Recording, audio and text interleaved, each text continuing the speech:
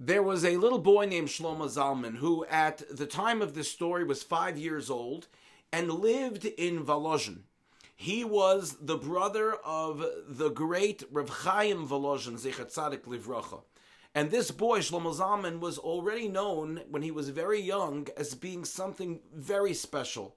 He learned and knew a tremendous amount of Torah, and he had wonderful, sterling, beautiful midos.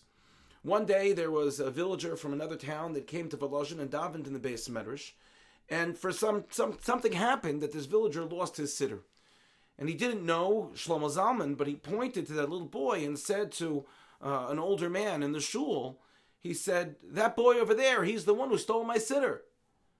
So the older man turned to this villager and said, "Look, I know you're not from here, but that boy, he is a very special boy. He knows so much Torah, and he certainly would never violate the prohibition of lo signov, that one should not steal, which is found, of course, in the Aseres HaDibros, found in our Parshas Yisro."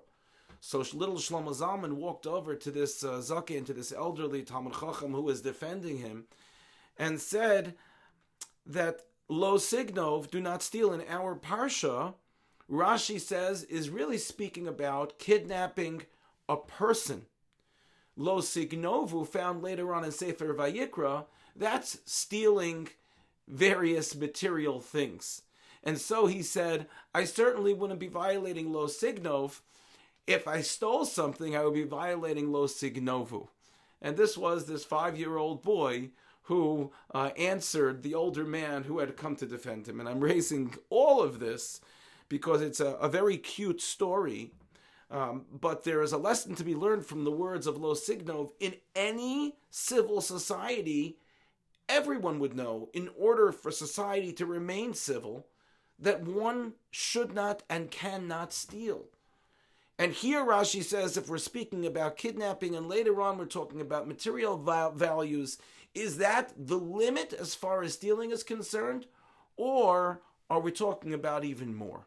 And so the Sifsei Kohen explains that we're not told specifically by the Torah, even though Rashi explains it to us. When it says, lo signov, do not steal, the Torah doesn't say explicitly what you should not steal. And therefore, the implication is that all stealing is prohibited. And that is stealing from someone else. It's stealing from Hashem, in fooling Hashem, or being deceitful, and fooling Hashem by being insincere when it comes to our religious values and practices. And the Kotzker Rebbe points out, there's also stealing from ourselves. When we know the truth about something for our own selves, and yet we fool ourselves into believing something that we know that is not the truth. When we fool ourselves and we steal from ourselves, knowing that we have the ability to succeed and accomplish in a given area, we steal from ourselves by limiting our vision and our ability to indeed be successful.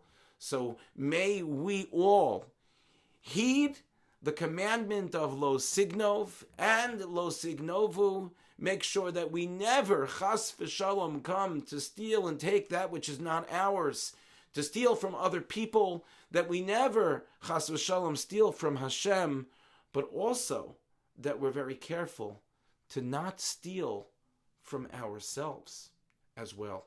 Thank you for listening, and have a good Shabbos.